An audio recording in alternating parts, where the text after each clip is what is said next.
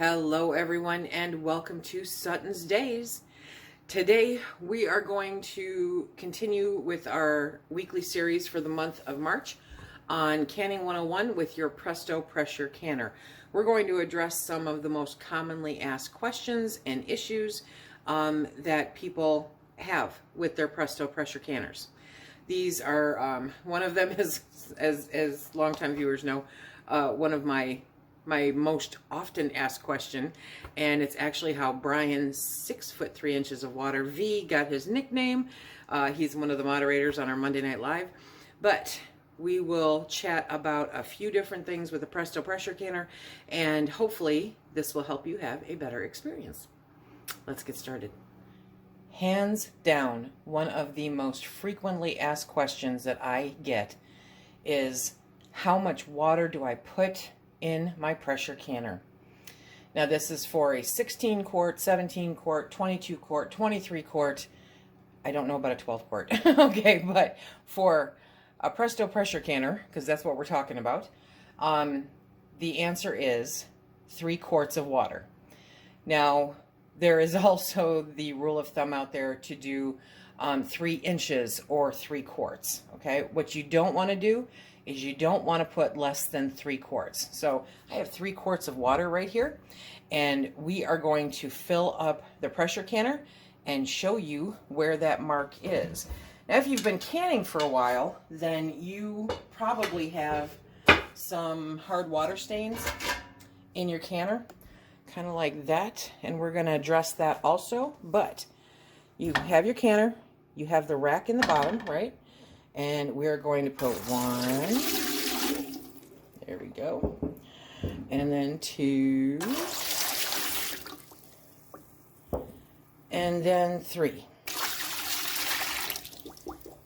And that is 3 quarts of water. Now let me get my measuring tape and I'll show you exactly how far that comes up. For the purposes of this video, we did the 3 quarts, right? I just took the rack out of the bottom, and that comes up to about 1.5 inches of water. That's 1.5 inches. So 3 inches would be the equivalent of 6 quarts of water. Now, admittedly, I typically do 3 inches. I'm of the better safe than sorry, because when you put the rack in there, it reduces the depth pretty significantly. It's like 1/2 inch water above the rack, okay? And I don't know if that, is either here or there as far as canning, but to me that is really, really low. So I prefer the 3 inches. Let me get that back out again and show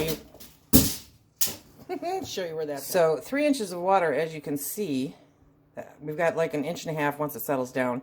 3 inches of water is significantly higher. So I guess I actually teeter more around the 2.5 inch mark for where I put my water up to. You don't want it to go over the jars, but you will find, okay, so you have the rack in there, and then as you're placing the full jars in there, the water will rise. It will come up higher because obviously the space is being taken up by the jars.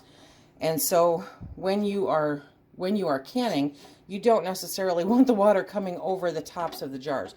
A lot of pints, let's say pints, okay? So I leave it around the 2.5 inch mark.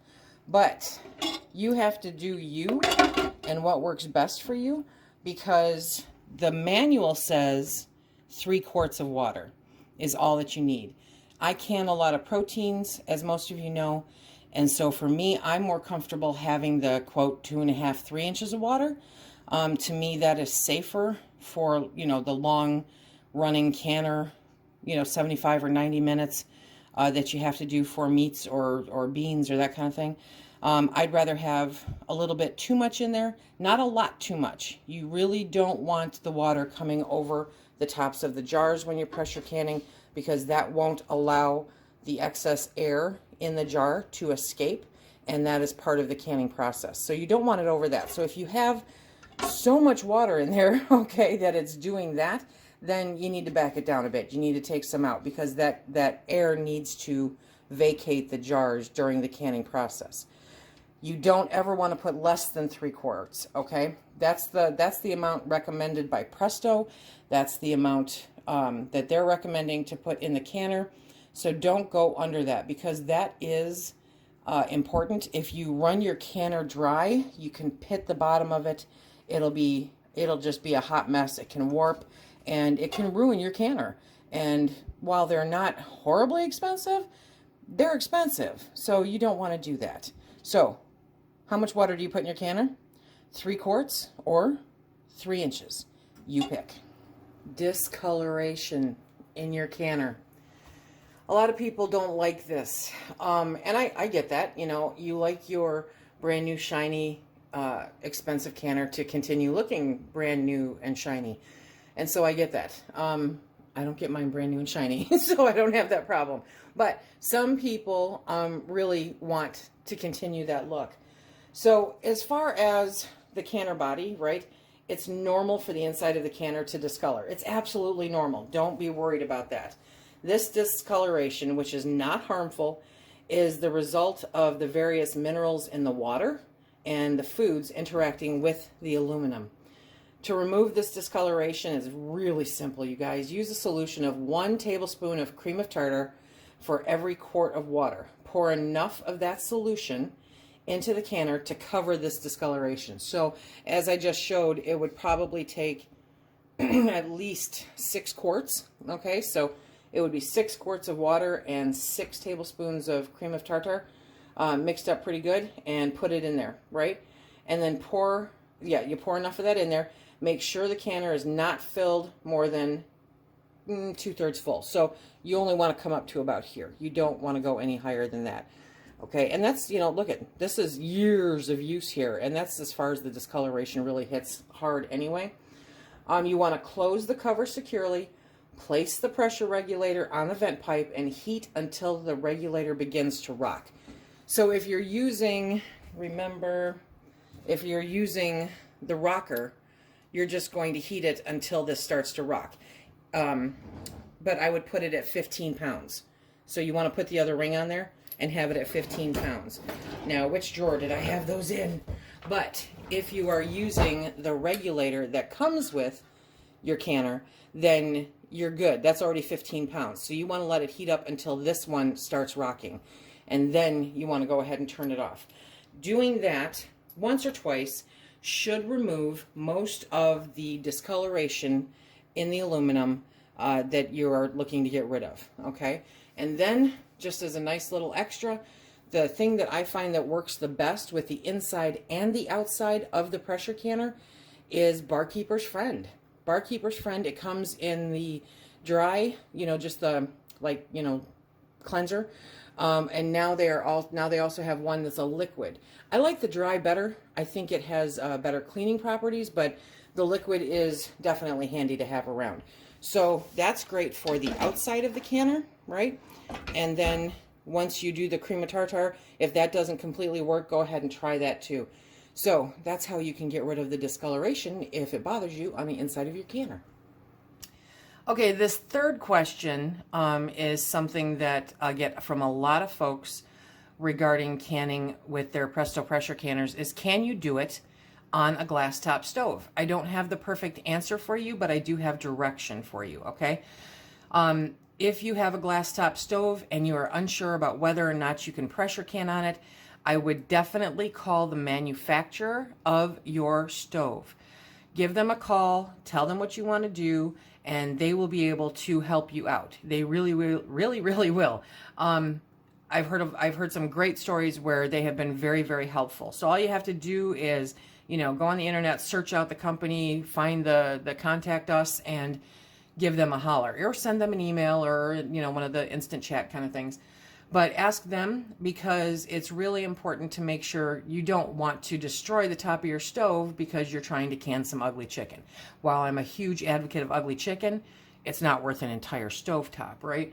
Now, if you're one of the lucky ones that still has an electric stove that has the coils on it, then you may want to check out the canning burner that they have available. It does not work with every single model. I believe it doesn't work with Hot Point and GE stoves, but it works with all the other ones that I'm aware of as far as the USA made, you know, stovetops. And I found that by using that, I did not discolor the top of my electric stove. Because the canner can wear out that coil something fierce, and then it sits uneven, and it's just a hot mess. And you don't want it to sit uneven either.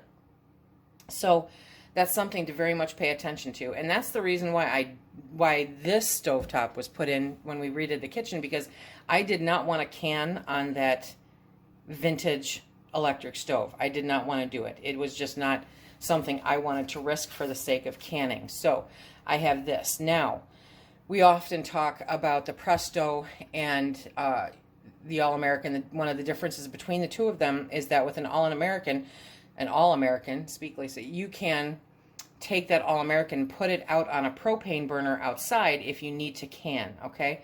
With the Presto, this is a thinner gauge aluminum, okay?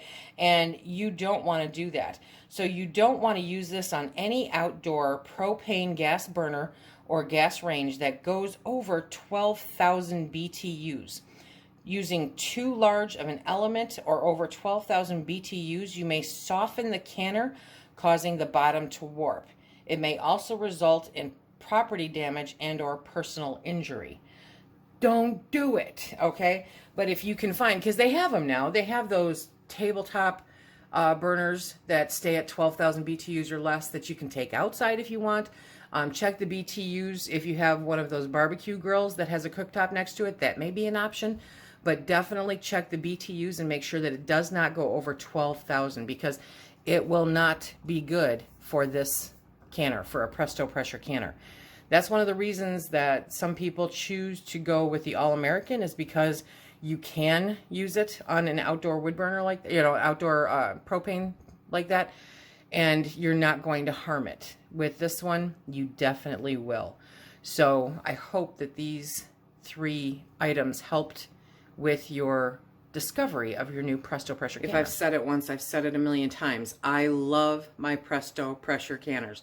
Love them. They're awesome. They're workout horses, and they will serve you well, especially at a lower dollar rate than the All-American.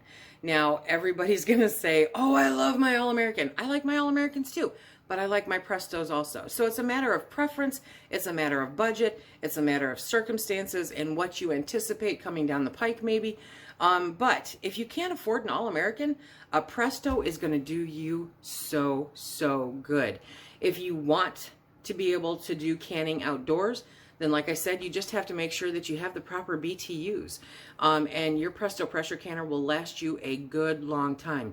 Somebody brought up in the comments, I think it was in the comments last week, and said, you know, would I think that it's a good idea to stock extra parts and pieces?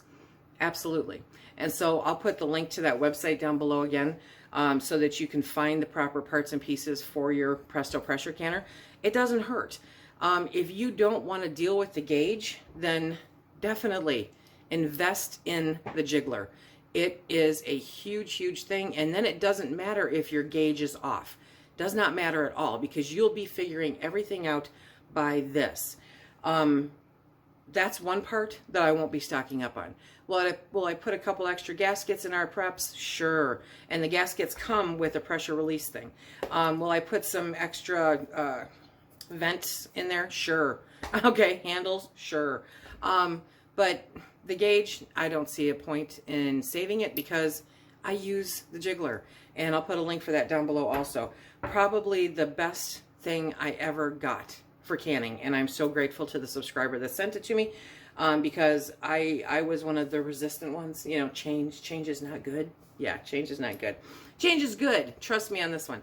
This change will rock your world. Rock your world. The jiggler. Okay, it'll jiggle your world. Okay, and it makes it easier so that you don't have to deal with the gauge. Again, check out the links below for all of the reference material for, you know, replacement parts and all that kind of fun stuff. It'll be down below, and for the jiggler. And I hope that today was helpful in answering some questions, my most frequently asked questions. How much water do you put in your canner? Read your manual. Where can you find your manual? On the link down below, you can find the manual and all the parts and pieces to go with your canners. So read your manual. But after that, if 3 quarts isn't comfortable for you, it's not comfortable for me, that I go with the 2.5 to 3, okay? You do you. Be responsible. Make educated decisions. Take responsibility for the actions that you do.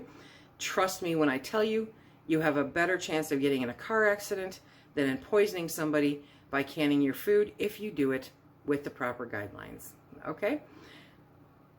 Week number 3, 4, week 3, 4, I don't know, 3. Week 3 of the Canning 101 Presto Pressure Canner. I hope that you guys enjoyed it. Drop some comments in the comment section below. Let me know your thoughts on what we discussed today. Until next time, remember, if you like what we do here, please hit that like, subscribe, and share. Check us out on Instagram and Facebook. And until the next time, be safe.